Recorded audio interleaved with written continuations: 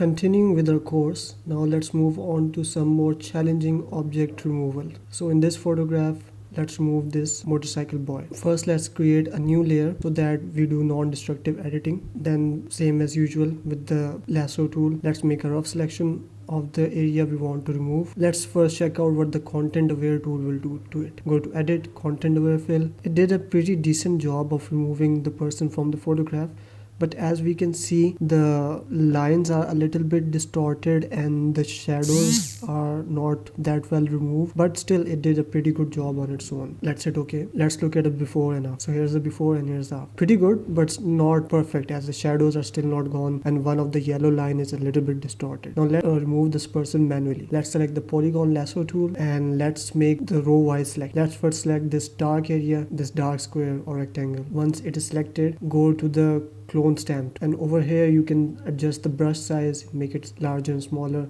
I'm going to select a nice soft round brush for this to work. Now the way this tool works is you have to take samples of nearby area. You can press Alt to take a sample. Make sure to take multiple samples in order to get an accurate object removal. I'm not that good with this tool, but it is just to showcase you how you can go about removing objects, complex objects from photographs. Make sure to take multiple selections of nearby areas. You can also use this if you have older versions of Photoshop in which the content aware tool is not available. Before the content aware tool, this used to be the only ways in which you would remove objects from images. I'm just showcasing you a rough idea of what it can do. You can go ahead into details and make it more clear and crisp. Same thing as before, select the yellow line and then make selections to take samples from nearby the yellow line.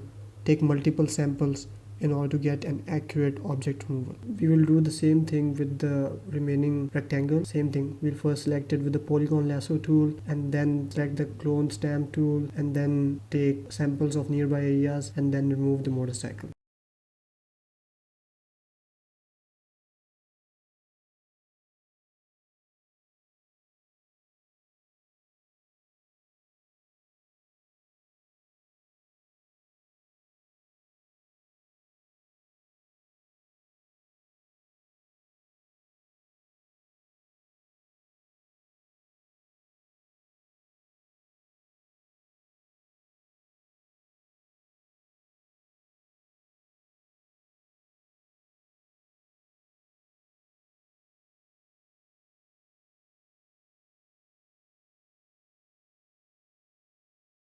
So here's the before and after. You can delve deeper into it and make the picture much more crisp and as if the person was never there to begin with. Thank you for watching. Stay tuned for the next lesson.